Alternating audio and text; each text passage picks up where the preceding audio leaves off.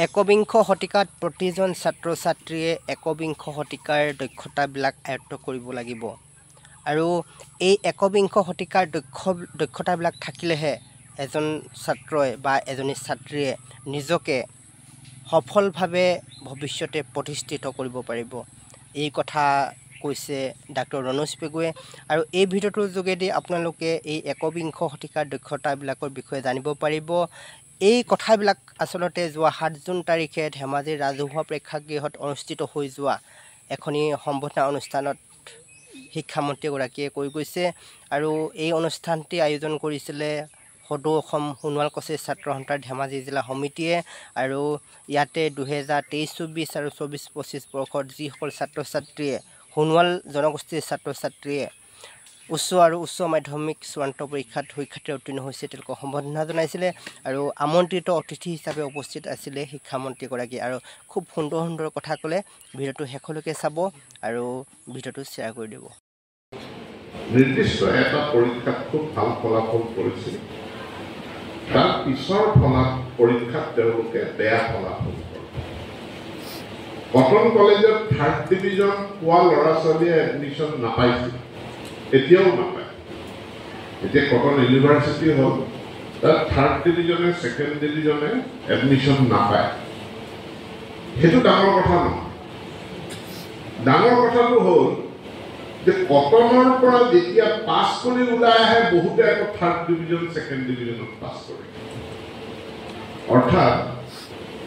কটনত এডমিশ্যন ল'বৰ সময়ত 95% মাৰ্কছ লৈ কটনত নাম ভৰ্তি কৰিছে, কিন্তু কটনৰ পৰা ওলাই আহিবৰ সময়ত যেনে তেনে 45% লৈ তাৰ পৰা ওলাই গৈছে। এতেকে সোমোৱাটো গুৰুত্বপূৰ্ণ, কিন্তু সোমোৱাটো চূড়ান্ত কথা নহয়, ওলোৱাটো গুৰুত্বপূৰ্ণ। ফুটবল খেলুৱৈ এজন কেতিয়াবা কোনোবা এখন খেলত একে লেঠাৰিয়ে 3টা গ'ল কৰি সি হিৰো হৈ গ'ল। সকলোৱে প্ৰশংসা কৰে যে আমাৰ বাকৰিয়াৰ টিমটো এই মৃদুল সোণোৱালে জিকাই দিলে, একে লেঠাৰিয়ে 3টা গ'ল কৰিলে হিৰো। সি হিৰো হৈ গ'ল, কিন্তু তাৰ পাছত আৰু এখন বেলেগ ফাইনেল হ'ল, সকলোৱে ক'লে মৃদুলে খেলিবই, কাৰণ মৃদুল আমাৰ হিৰো। সি যোৱাবাৰ খেলত 3টা গ'ল কৰিছে, আজি সি 4টা গ'ল কৰিছে। কিন্তু সেই পিছৰ খেলখনত মৃদুলে এটা চুইচাইড গ'ল কৰি 0 হ'ল। গ'লটো বেলেগক দিব নোৱাৰিলে, নিজে এটা চুইচাইড গ'ল কৰি সি দলটোক হৰুৱাই। গতিকে আমাৰ জীৱনৰ সফলতা বিফলতা সেইটো আপেক্ষিক আৰু সফলতা মূলত নিৰ্ভৰ কৰে নিৰন্তৰ প্ৰচেষ্টাৰ মাজত। এই নিৰন্তৰ যিটো প্ৰচেষ্টা যদি নহয়, তেনেহ'লে আমি সদায় কীৰ্তিমান হৈ থাকিব নোৱাৰো। কীৰ্তিমান হৈ থাকিবৰ কাৰণে আমি সদায় এটা প্ৰচেষ্টা চলাই থাকিব লাগিব। সেইটো আমি সকলোৱে জানে, সকলোৱে আমি মনত ৰাখোঁ। দ্বিতীয় কথাটো হ'ল যে আমি কেইখনমান পাঠ্যপুথি পঢ়ি সেই পাঠ্যপুথি কেইখনৰ ওপৰত পৰীক্ষা দি সফলতা লাভ কৰিছোঁ, কিন্তু গোটেই পাঠ্যপুথি কেইখনেই সৰ্বস্ব নহয়। পাঠ্যপুথি কেইখনেই জীৱনটোৰ কাৰণে সৰ্বস্ব নহয়। সেই পাঠ্যপুথিৰ উপৰি আমি জীৱনটোত শিকিবলগীয়া, আয়ত্ত কৰিবলগীয়া আন বহু কথা আছে, যিবিলাক হয়তো আমাৰ পাঠ্যপুথিত নাই। এতিয়া আমি টংকেশ্বৰেও কৈ গৈছে, আজিকালি সকলো বক্তাই কয় যে গোটেই পৃথিৱীখন এতিয়া প্ৰযুক্তিগত পৰিৱৰ্তনৰ ধুমুহাৰ মাজত সোমাই গৈছে। হাতে হাতে মোবাইল ফোন। এটা সময়ত মোবাইল ফোন নালাগে, এই বেলেগ লেণ্ডলাইন টেলিফোন এটা দেখি নোপোৱা মানুহ গাঁৱত অজস্ৰ আছে। ফোন এটা কৰিবৰ কাৰণে 5 কিলোমিটাৰ গৈ পেলাই পিচিঅ'ৰ পৰা ফোন কৰিবলগীয়া হৈছে। কিন্তু আজি মোবাইল ফোনটোত ফোনৰ উপৰি সমস্ত সমস্ত আমাৰ আহিলা পাতি ফোনটোৰ ভিতৰত সোমাই ফোন মানে সেইটো কেৱল এটা কথা পতা হাতিয়াৰ নহয় সেই ফোনতে কেমেৰা আছে সেই ফোনতে ভিডিঅ' আছে সেই ফোনতে গুগল পে আছে সেই ফোনতে মিউজিক আছে ৰেকৰ্ডাৰ আছে কি নাই ফোন সেই ফোনতে টৰ্চ লাইট আছে সেই ফোনতে কেলকুলেটৰ আছে সেই ফোনত ছ'চিয়েল মিডিয়া আছে ফেচবুক আছে হোৱাটছএপ আছে ইনষ্টাগ্ৰাম আছে তো সকলো এটা ফোনৰ মাজত সোমাই গৈছে এইটো একবিংশ শতিকা তো আমি আমাৰ দিনত আমি বহুত মানুহে স্কুললৈ পঢ়িবলৈ যাব লাগে মহাবিদ্যালয়লৈ পঢ়িবলৈ যাব লাগে নাৱত ঘাট পাৰ হ'ব লাগে তাৰ পাছত গৰু গাড়ীৰে এডোখৰ যাব লাগে গৰু গাড়ীৰে এডোখৰ যোৱাৰ পাছত এই ভঙা গাড়ী এখনত উঠি এডোখৰ যাব লাগে কিন্তু সেই যাতায়াত যোগাযোগ ব্যৱস্থা আদি আমূল পৰিৱৰ্তন হৈছে কাৰণ এইটো একবিংশ শতিকা এতিয়া একবিংশ শতিকা বুলি যেতিয়া কওঁ মই উঠি অহা ছাত্ৰ ছাত্ৰীসকলৰ কাৰণে কওঁ যে একবিংশ শতিকা প্ৰত্যেক ছাত্ৰ ছাত্ৰীয়ে একবিংশ শতিকাৰ দক্ষতা যিটো কওঁ আমি 21st century স্কিল সেই 21st century স্কিল আয়ত্ত কৰিব লাগে এতিয়া 21st century স্কিল কিতাপত নাই পাঠ্যক্ৰমত নাই কিন্তু আপুনি তোমালোকে এইটো আয়ত্ত কৰিব লাগিব যিটোক আমি কওঁ যে এক্সট্ৰা কাৰিকুলাৰ আমি এক্টিভিটিজ যে আমাৰ পাঠ্যক্ৰম বহিৰ্ভূত বহুত কথা বতৰা আমি জানিব লাগিব এটা সময় আছিল সাক্ষৰতা মানে কি সাক্ষৰতা মানে স্বাক্ষৰ কৰিব জানিব লাগে নামটো চহী কৰিব জানিলেই কাউৰী ঠেঙা আখৰ হ'লেও হ'ব নামটো চহী কৰিব জানিলে আপুনি স্বাক্ষৰ আৰু নামটো যদি চহী কৰিব নাজানে তেনেহ'লে আপুনি আঙুঠা চাপ এই বুঢ়া আঙুলিৰ টিপ চহী দিয়া যুগৰ পৰা এতিয়া আমি একবিংশ শতিকাত আহিলো ইয়াত স্বাক্ষৰতাৰ ধাৰণাবিলাক সলনি হৈ গ'ল আৰু সলনি হৈ এতিয়া কোৱা হৈছে যে এতিয়া কেৱল লিখিব পঢ়িব জানিলে নহ'ব 21st century স্কিল একবিংশ শতিকাৰ স্কিল থাকিব লাগিব একবিংশ শতিকাৰ স্কিল কি এক ক্ৰিটিকেল থিংকিং ঘটনা এটা সমালোচনাত্মক দৃষ্টিভংগীৰে চিন্তা কৰিব পৰা যিটো দক্ষতা সেই দক্ষতা আয়ত্ত কৰিব লাগিব আমি বস্তুবিলাক যেনেকৈ দেখিছোঁ কিমান সৰল পৃথিৱীখন নহয় আমাক এটা দক্ষতা লাগে ক্ৰিটিকেল থিংকিং আমাক এটা দক্ষতা লাগে ক্ৰিয়েটিভ থিংকিং সৃষ্টিশীলভাৱে কথা চিন্তা কৰিবলৈ শিকা অৰ্থাৎ আমি যে চিন্তা কৰোঁ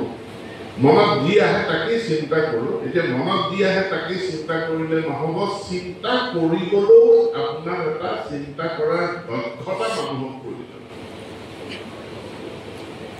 ক্ৰিটিকেল থিংকিং ক্ৰিয়েটিভ থিংকিং তৃতীয় মানুহ সমাজপ্ৰিয় মানুহে অকলে থাকিব নোৱাৰে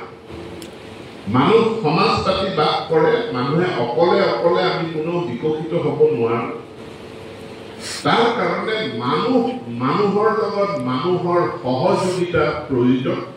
আৰু সহযোগিতা যাক আমি ইংৰাজীত কোলাবৰেশ্যন বুলি কওঁ সেই সহযোগিতা আমি যে এজনে আনজনৰ লগত সহযোগিতা কৰিব লাগে সেই সহযোগিতা কৰিব জনাটো এটা দক্ষতা সেইটো এটা স্কিল 4 নম্বৰ মই শিক্ষামন্ত্ৰী মোৰ তাত বহুত দম দৰখাস্ত আহে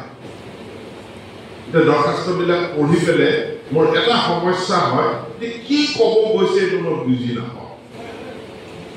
দৰখাস্তখনত একজেক্টলি কি ক'ব বিচাৰিছে মই দুবাৰ তিনিবাৰ পঢ়িব লগা কোনোবা প্ৰতিনিধি দল আহে তেওঁ কি বিচাৰিছে কিহৰ কাৰণে মন্ত্ৰীক লগ কৰিব আহিছে মন্ত্ৰীৰ পৰা কি আশা কৰে সেই কথাকেইটা দুকিয়াই ক'ব নাযায় তোমালোকৰ বহুতৰ এনেকুৱা হয় যে কথাটো মই জানো এই প্ৰশ্নটোৰ উত্তৰটো মই জানো কিন্তু মই উত্তৰটো লিখিব পৰা নাই বহুতৰ কয় যে আপুনি মোক যিটো সুধিছে মই জানো কিন্তু মই ক'ব পৰা নাই এই যে আমি ক'ব নোৱাৰো লিখিব নোৱাৰো প্ৰকাশ কৰিব নোৱাৰো তাৰ কাৰণ এটাই সেইটো হ'ল যে আমাৰ কমিউনিকেশ্যন স্কিল তাক আমি দুৰ্বল আৰু কমিউনিকেশ্যন এইটো 21st centuryৰ এটা স্কিল So 21st century যেতিয়া স্কিল কম চাৰিটা চি মনত ৰাখিবা এক critical thinking, 2 creative thinking, 3 collaboration, 4 communication. এই communicate মই কথা মোৰ মনৰ ভিতৰত যি কথাখিনি আছে সেইটো মই প্ৰকাশ কৰিব জানিব লাগিব মই মানুহ আনক মই ক'ব পাৰিব লাগিব আৰু সেই ক'ব পৰাটো প্ৰকাশ কৰিব পৰাটো সেইটো এটা স্কিল প্ৰযুক্তিৰ ওপৰত নিৰ্ভৰশীল এখন সমাজ মোবাইল ফোন অবিহনে সমাজ অচল এতিয়া আমাৰ মোৰ জীৱন অচল তাৰ কাৰণে মোবাইল ফোনটোকনো কেনেকৈ ব্যৱহাৰ কৰিব লাগে সেইটোতো জানিব লাগিব আমি পঢ়োতে স্মাৰ্টফোন লওঁ স্মাৰ্টফোনটোত চাবচোন কিমান এপ আছে 20টা 30টা 40টা 100-150 এপ থাকে ডাউনলোড কৰি ল'ব পাৰি মোবাইল ফোনত কিন্তু তাৰে আমি কেইটা এপ ব্যৱহাৰ কৰোঁ আমি খুব বেছি হোৱাটছএপ তাৰপাছত ফেচবুক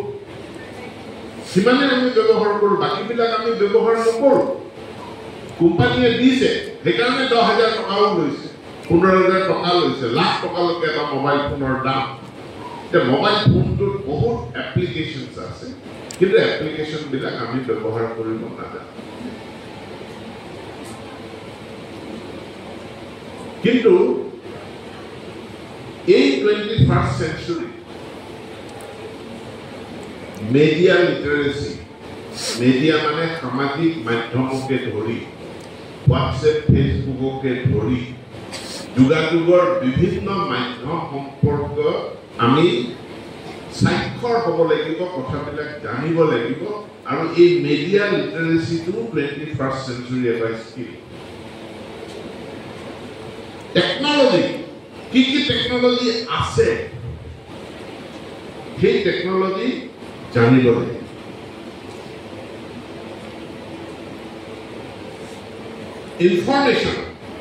ইনফৰমেশ্যন মানে নলেজ ইনফৰমেশ্যন মানে তথ্য সেই ইনফৰমেশ্যন আয়ত্ত কৰা সেইটো এটা 21st century skill 21st century স্কিলত কোৱা হৈছে লিডাৰশ্বিপ এটা স্কিল হয় নেতৃত্ব দিয়া কিন্তু মই যেতিয়া এনেকৈ কোনোবা কলেজৰ ল'ৰা ছোৱালীৰ আগত কৈ আছো যে লিডাৰশ্বিপ এটা স্কিল হয় দুই এজনে ক'লে ছাৰ এইটো আমাক দৰকাৰ নাই ক'লো কিয় কৈছে ছাৰ আমিতো ৰাজনীতি নকৰোঁ আমি দল সংগঠনো নকৰোঁ গতিকে আমাক লিডাৰশ্বিপটো দৰকাৰ এতিয়া বহুত মানুহৰ ধাৰণা যে এজন লিডাৰ সভাপতি সম্পাদক হ'লে সি লিডাৰ আমি বাকীবিলাক লিডাৰ নহয় গতিকে আমাক লিডাৰশ্বিপ স্কিল দৰকাৰ লিডাৰশ্বিপ শব্দটোৰ যি গূঢ়াৰ্থ সেইটোকে আমি বুজিবলৈ অসমৰ্থ